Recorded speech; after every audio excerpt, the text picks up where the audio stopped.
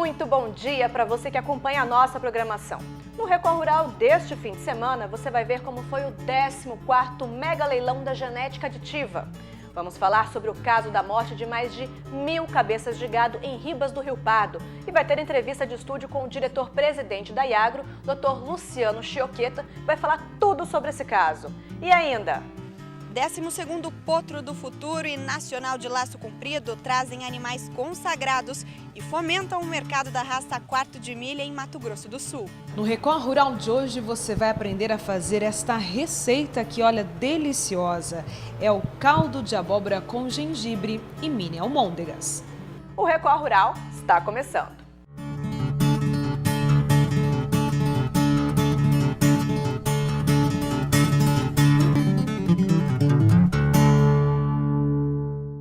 Eu começo o programa falando de uma notícia que assustou os produtores rurais aqui do estado. Mais de 1.000 cabeças de gado morreram na fazenda Mônica Cristina, que fica no município de Ribas do Rio Pardo. A suspeita é de que a causa da morte desses animais seja botulismo. E ainda neste programa, a gente volta a falar sobre esse assunto com uma entrevista de estúdio com o diretor-presidente da Iagro, Dr. Luciano Chioqueta, que vai explicar tudo direitinho pra gente. É no segundo bloco. E o último fim de semana foi marcado pelo mega leilão genética aditiva aqui na capital. Mais de 450 touros Nelores, avaliados pelos 3 principais programas de melhoramento genético do país, foram leiloados. Entre os lotes estava o animal mais precoce que a raça Nelore já viu até hoje. E eu fui até lá conferir tudo de perto. Animais robustos, precocidade e melhor aproveitamento de carcaças. Touros reprodutores geneticamente favorecidos. Tudo fruto de uma tecnologia moderna para promover o melhoramento genético aplicado em um mercado cada vez mais exigente, o da pecuária de corte. Um trabalho feito pela genética aditiva que há mais de 30 anos ajuda a levar o nome de Mato Grosso do Sul como destaque entre os melhores criatórios do país. A genética aditiva está trabalhando há mais que 30 anos acreditando na ciência e na tecnologia, sempre inovando. E nós estamos muito felizes no momento que a gente já atingiu um ápice. Por exemplo, já terceiro ano consecutivo, 2016, que a gente é o maior vendedor de sêmen da raça Nelore no Brasil. O ano passado tivemos 8% do mercado. Então, isso faz a gente ficar muito feliz. E esse ano nós estamos com um crescimento das vendas de sêmen muito significativo também. E a receptividade aqui no leilão, as pessoas que estão olhando os touros, está fantástica, só elogio. Criatório, hoje referenciado por todo o Brasil, a contribuição que a genética aditiva dá para a pecuária nacional hoje é muito grande. A prova disso que são os maiores vendedores de sêmen do Brasil hoje, os raçadores da genética aditiva são os recordistas em venda de sêmen. Então é o Brasil todo usando essa genética, uma genética que dá resultado, como diz o slogan deles, é uma genética de precisão. Então hoje eles, em termos de melhoramento genético, são referência a nível nacional. Com o sucesso do melhoramento genético, hoje a genética aditiva tem inúmeros parceiros, entre eles a Alta Genetics, que colhe, armazena e faz a distribuição de sêmen dos reprodutores. A parceria já vem de alguns anos, quase 10 anos. A genética, sem dúvida nenhuma, é uma das mais importantes selecionadoras desse país. E por que nós temos essa parceria com a genética? A genética começou esse trabalho de seleção já há mais de 40 anos e com um foco total em precocidade, em produzir mais em menos tempo e melhor também. Então, eles têm, sem dúvida nenhuma, uma genética diferenciada. E a nossa empresa, que é a empresa líder de mercado, evidentemente tem que ter esse produto que nos ajuda tremendamente a ser o que somos. Um dos principais objetivos desse melhoramento genético é garantir aos criadores maiores ganhos econômicos em menor tempo. E o investimento em tecnologia de ponta proporciona animais provados com material genético de alta qualidade e eficiência, o que representa 8% de genética da raça Nelore. O que, em tempos de uma economia frágil como a que vive o país, ajuda a contornar tal problema. Olha, a gente vem de um momento difícil de economia, A crise político-econômica atingiu a pecuária, obviamente, também. Só que o que eu vejo é que a gente já passou pelo pior momento. A nossa curva já não está mais descendente, ela já está ascendente. Os números da última semana foram todos positivos, né? Uma procura maior e preço mais valorizado para o bezerro. Uma valorização, apesar de pequena, mas já uma curva positiva a nível da arroba do boi. Nós tivemos um resultado no mês de julho de um crescimento nas exportações de 31%, altamente significativo, mostrando, eu sempre falei, mesmo no pior momento, o que eu sempre disse, o caminho traçado pela pecuária brasileira está muito bem definido, né? Daqui a 30 anos, a população mundial dobra de tamanho. O único país que tem capacidade de produção para atender essa demanda mundial é o Brasil. Então, esse pior momento da pecuária já passou e eu tenho muita convicção de que o que vem pela frente é muito positivo. Essa foi a 14ª edição do Mega Leilão Genética Aditiva, que ofertou 450 touros Nelore avaliados pelos 3 principais programas de melhoramento genético do país: a Associação Nacional dos Criadores e Pesquisadores, a ANCP, o Programa de Melhoramento Genético de Zebuínos e Embrapa Geneplus. Todas as baterias de touros que foram ofertadas estavam entre top 0,1 e top 5%.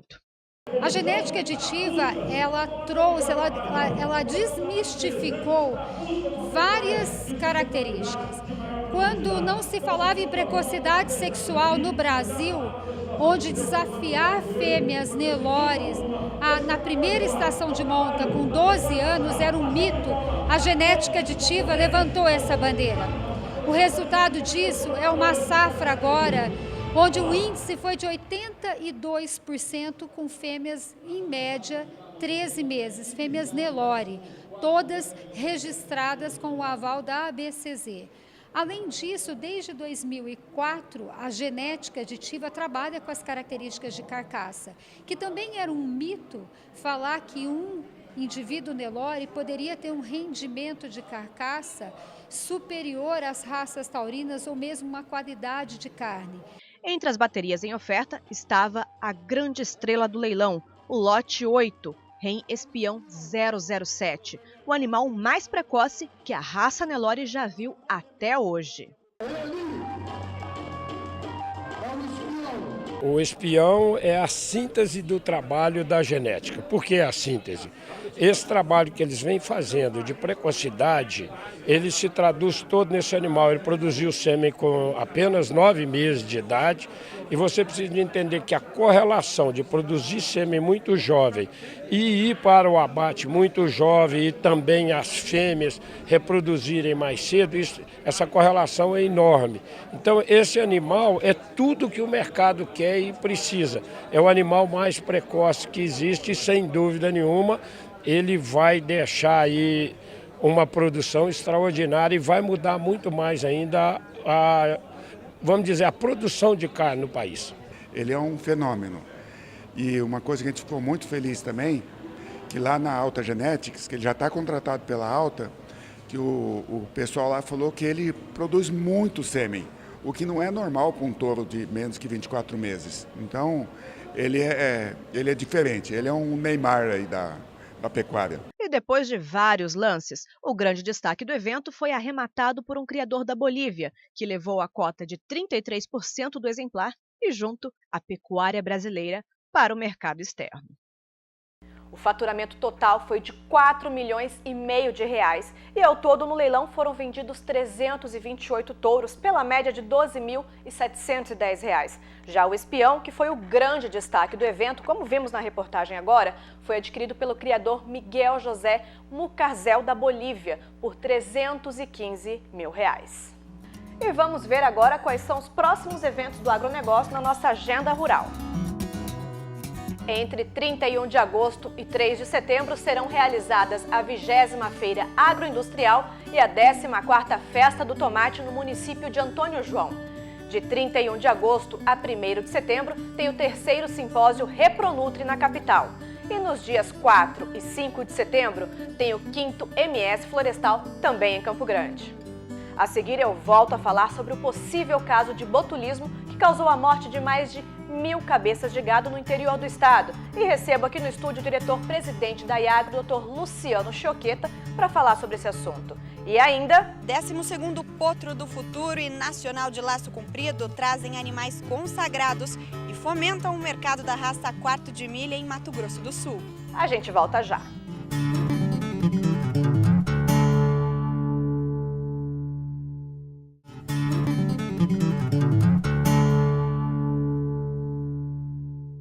Record Rural está de volta e eu recebo agora aqui no estúdio do programa Dr. Luciano Choqueta, diretor-presidente da Iagro aqui no estado. E a gente vai voltar a falar sobre o caso da morte de 1.100 cabeças de gado em uma propriedade rural em Ribas do Rio Pardo. Dr. Luciano, seja bem-vindo ao Record Rural. Obrigado.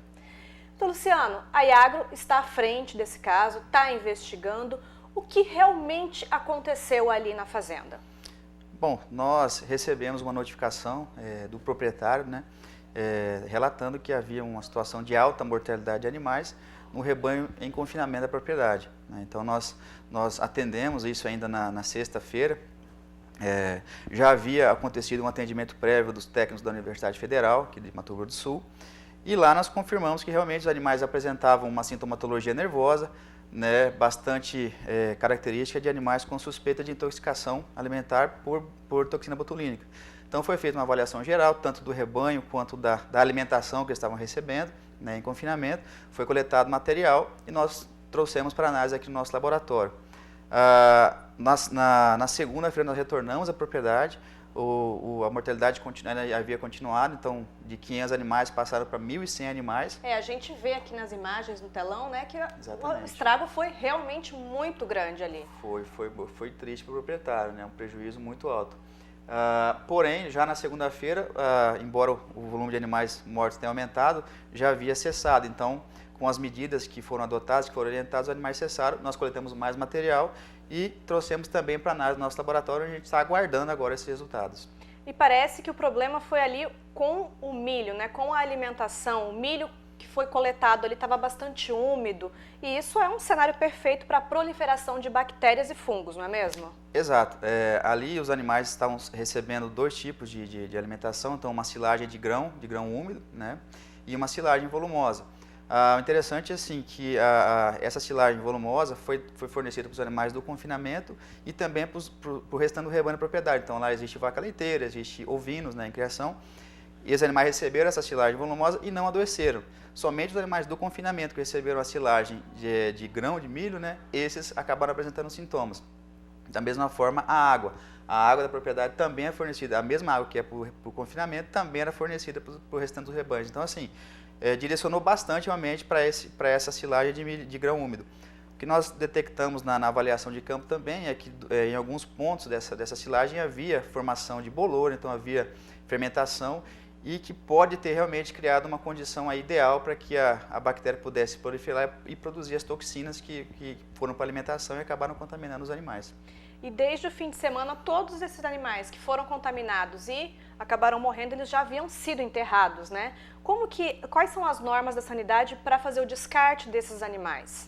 Olha, nesses casos, a gente inclusive procurou o órgão ambiental do estado para orientar também com relação a isso, porque existe, embora seja indicado realmente o enterro desses animais, né, em valas, existe o risco de contaminação ambiental. Então nós procuramos o órgão especializado, pedimos todas as orientações, inclusive o confinamento ele tem licença ambiental, então já existe um local pré-determinado para que isso possa ser feito. Então ele fez o enterro, fez uma vala de 4 metros de profundidade, né, mais de 100 metros de comprimento, que conseguiu ali acomodar todos os animais para e evitando assim também risco ao ambiente. Então foi tudo adotado conforme realmente diz a legislação.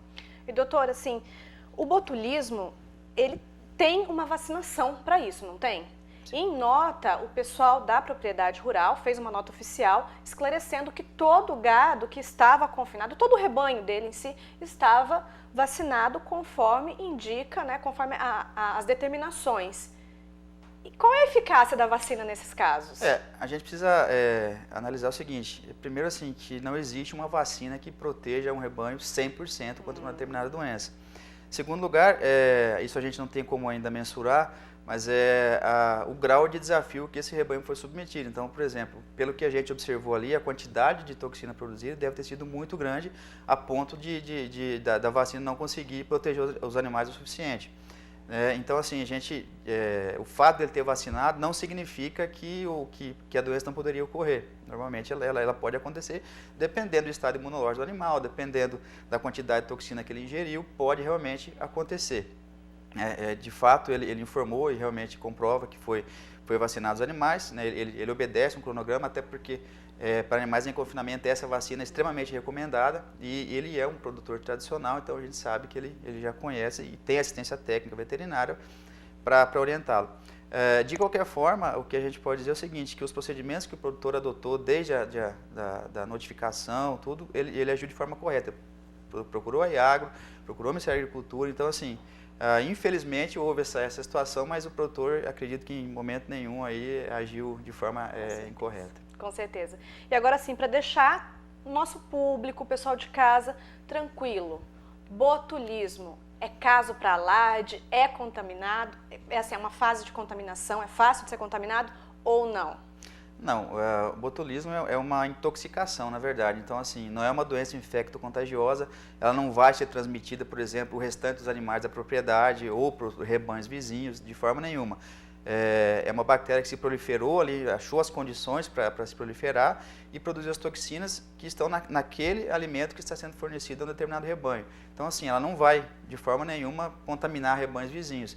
Tanto que, a partir do momento que a gente suspeitou que era realmente aquela silagem de milho, ela foi retirada da alimentação, os animais pararam de adoecer e pararam de vir a óbito. Então, assim, ela é restrita àquela propriedade, àquele rebanho que foi alimentado com a silagem. Então tá aí, pessoal, não há motivo para pânico, não é uma doença infecto-contagiosa, é exclusivamente restrita naquele local, naquele ambiente, não é isso, doutor? Exatamente, não existe risco para os rebanhos do Mato Grosso do Sul ou para o país. Tá certo.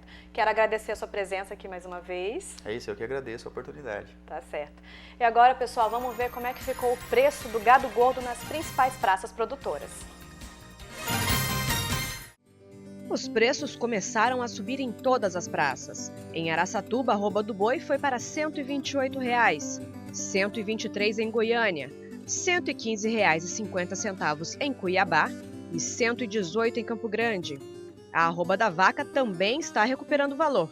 Em Araçatuba foi negociada a R$ 117. E aqui no estado o preço variou de R$ 106,50 em Três Lagoas a R$ 107,50 em Dourados e também na capital.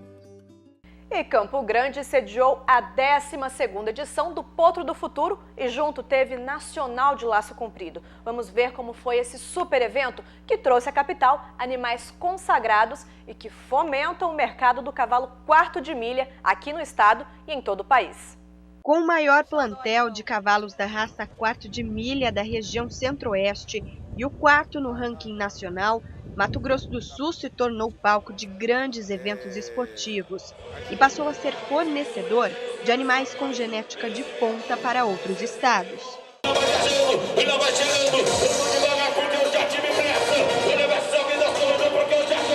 A seleção é feita na pista. Animais que dão um show de funcionalidade, docilidade, desempenho nas provas e no campo.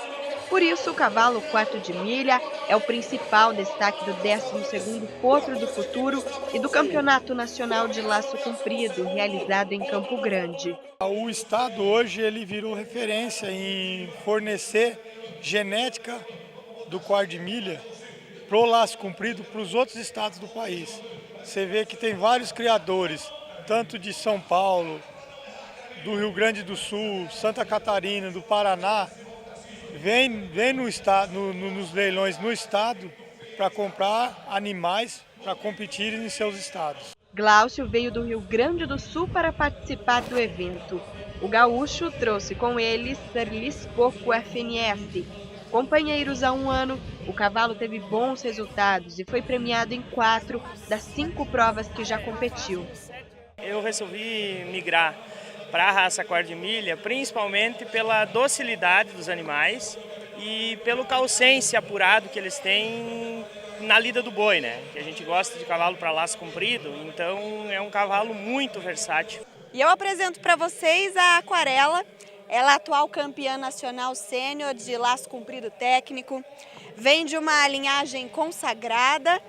O Misael é o dono dessa égua, tem uma paixão por ela. Estava me contando que ela tem também uma história quase de superação, digamos assim, Misael. É, justamente. Ela é responsável por eu ter entrado na raça quarta de milha. Minha família geralmente já vem de uma quarta geração, sempre criando cavalos, mas eu nunca tinha animais voltados para modalidades, nenhuma modalidade definida. E num leilão aqui em Campo Grande, eu fiz a aquisição dela, foi uma paixão à primeira vista e tá aí.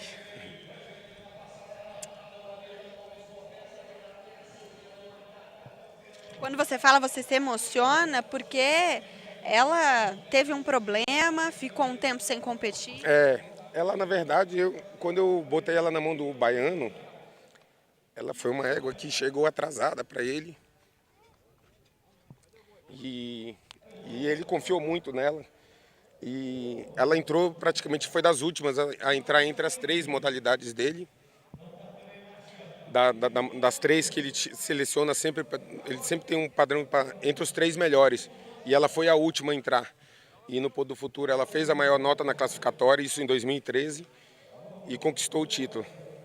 Emoção de quem acreditou na Aquarela e a trouxe de volta às pistas quando ninguém achava que a égua seria capaz de brilhar novamente.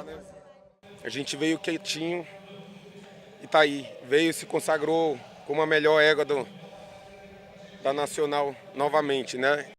E chegou a hora de saber como ficaram os valores agrícolas nas principais praças produtoras e de comercialização. Em Rondonópolis, a saca da soja foi comercializada por R$ 58,80, R$ 56 em Campo Grande e R$ 71,20 no Porto de Santos. O milho ficou cotado a R$ 16,00 em Campo Grande, R$ 15,85 em Rondonópolis e R$ 26,50 no Porto de Paranaguá. No próximo bloco eu trago as vagas de emprego no campo, os cursos do Senar em todo o estado e ainda... No Record Rural de hoje você vai aprender a fazer esta receita que, olha, deliciosa. É o caldo de abóbora com gengibre e mini almôndegas.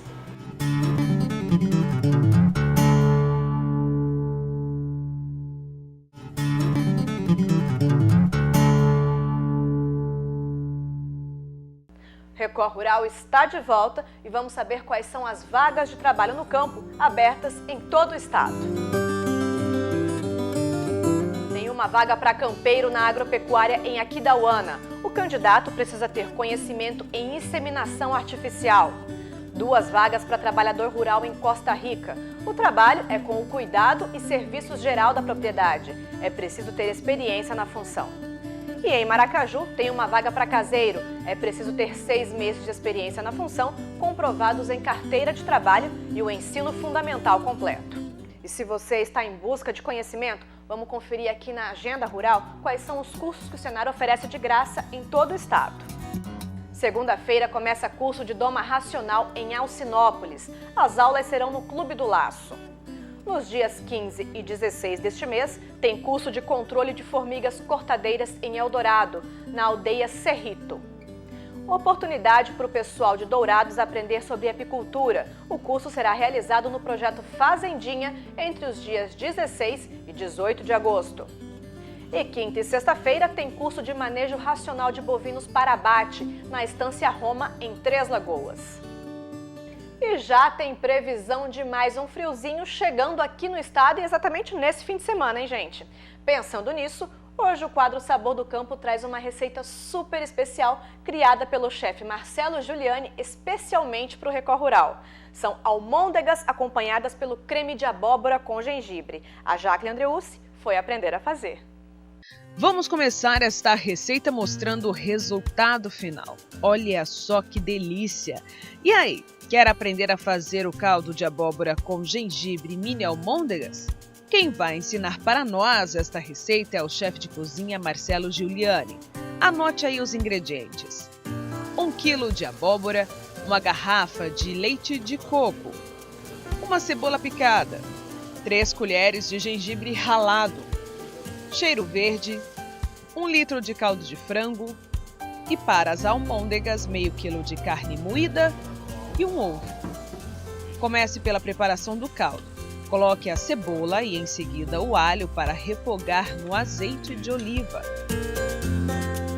A cebola ela começa a ficar bem clarinha, assim, meio transparente e já tá boa. E o alho ele fica mais amarelinho. O alho sempre depois da cebola, porque ele frita muito rápido, né? Então ele queima. Em seguida, coloque o gengibre ralado e a abóbora para refogar. Aqui a gente colocou a abóbora em cubos pequenos para ela cozinhar mais rápido, entendeu? A gente vai bater ela, mas às vezes tá com um pouquinho de pressa, quer fazer mais rápido e corta ela um pouquinho menor que ele vai cozinhar mais rápido. Agora você vai acrescentar à mistura o caldo de galinha para agregar sabor ao caldo.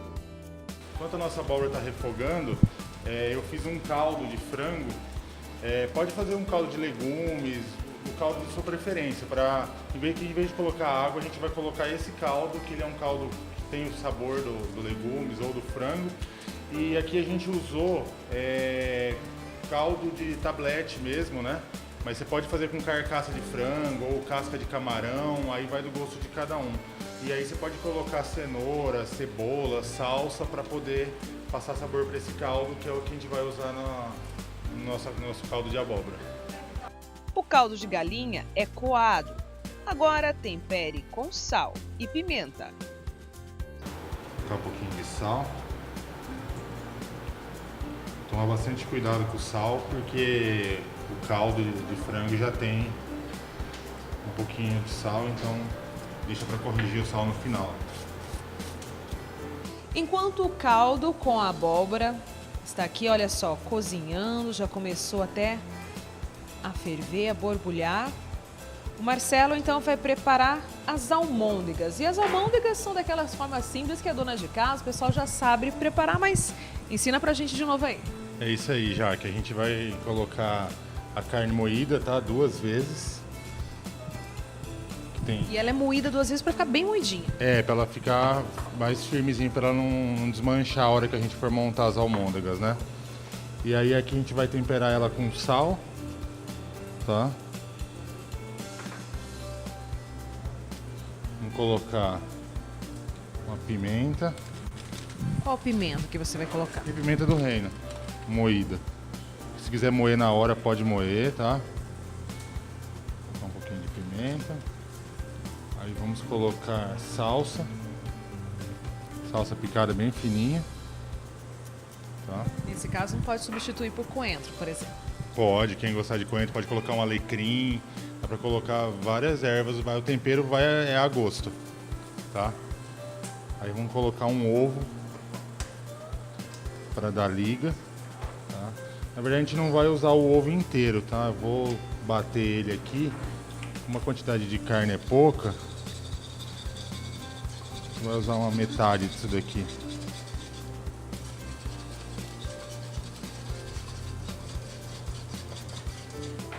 Se quiser usar farinha de rosca, polvilho azedo é bem bacana também para dar liga na carne, fica bem legal. Enquanto isso aqui, gente, o cheiro do gengibre nesse caldo, vou te falar, hein? Olha só, que delícia. Acrescente o ovo na carne moída. E agora vamos mexer, misturar bem, apertar bastante para pegar uma liga legal com o ovo. E depois nós vamos moldar as almôndegas. Molde a quantidade de almôndegas que desejar. Algumas vão para a panela e vão cozinhar com o caldo de abóbora. E outras vão para um palito de espetinho. Reserve. Hora de conferir o caldo. Abóbora desmanchando. Hora de bater com o mixer. Quem não tiver, pode bater o caldo no liquidificador. Vou colocar o leite de coco. Tá?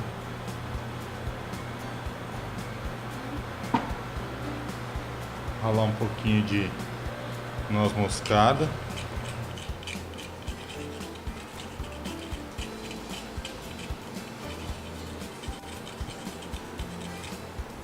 Mexer bem.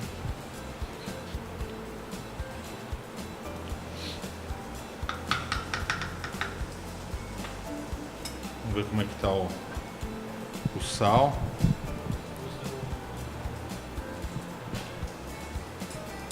Vou colocar mais um pouquinho de sal.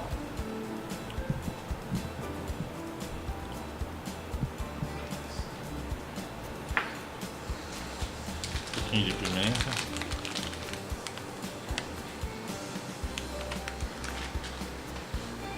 Mexa e deixe ferver. Enquanto isso, frite as almôndegas que estão no espetinho e coloque as outras no caldo de abóbora para cozinhar. No máximo uns 5 minutos. Vai depender muito do tamanho de cada almôndega, né? Como ela está bem pequenininha, é bem rápido. Está bem quente, ela cozinha rápido. Acrescente o cheiro verde para finalizar. E aí é só servir e montar o prato como a sugestão do chefe.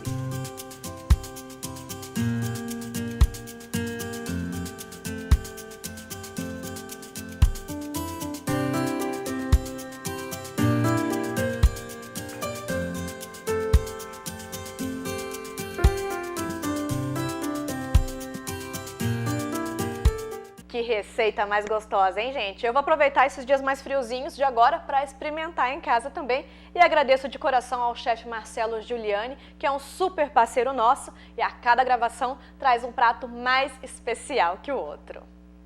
E o Record Rural fica por aqui. Eu desejo a você um bom dia e uma ótima semana. Feliz Dia dos Pais a todos os papais que nos assistem. Até a próxima. Tchau!